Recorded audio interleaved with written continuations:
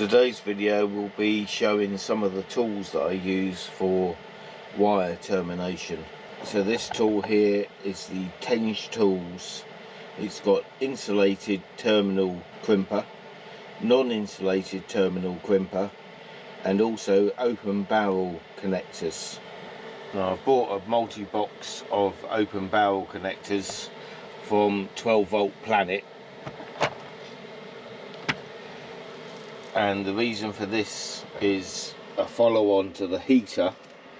It basically comes with an awful lot of cable because it's designed to have the heater anywhere in the car.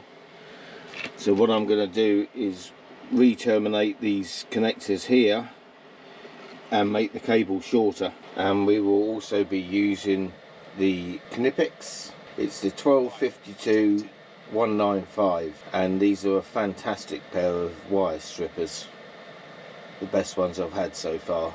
So with the wire strippers, on the side of it, it has a movable depth gauge, so you can set how many millimeters you want it to approximately go back to.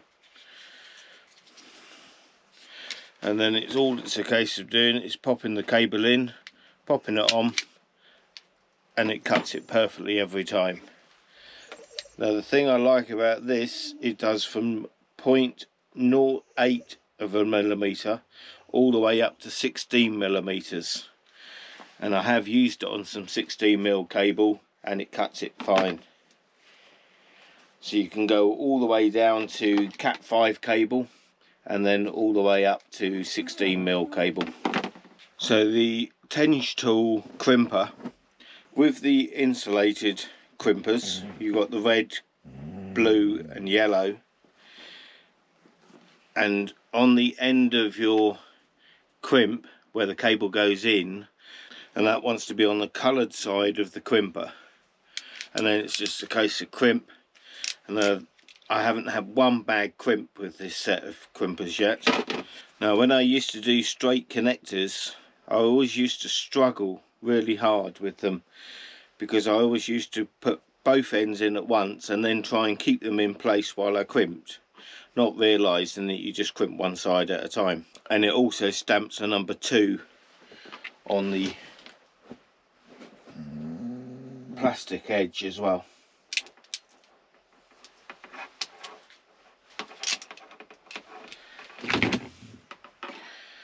Now there's a perfectly crimped connector, that's not pulling out anywhere. And then to change the heads over, there's an Allen key in here. Undo the 2 Allen keys, take the heads out and change them over.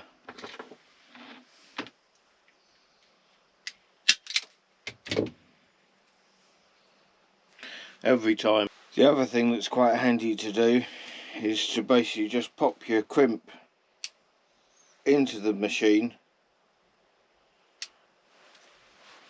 so the back edge is in line with the crimping edge, and then just pop your cable in.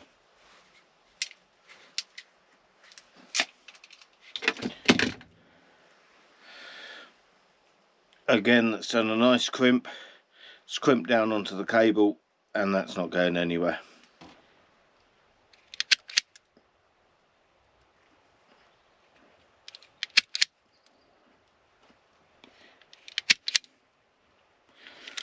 And by using the stop on it, all these are getting cut to the same length. This part of the video is on this set of ferrule crimps, and it's the Iwiss, and it's the HSC8 6x6. It does from 0.25 to 6 millimeters, and in American terms that's size 23 to 10. I've purchased some non-insulated ferrules which actually came from China, and these seem quite nice. So all it's a case of is stripping your cable back, popping the ferrule on top of the cable and then clamping it.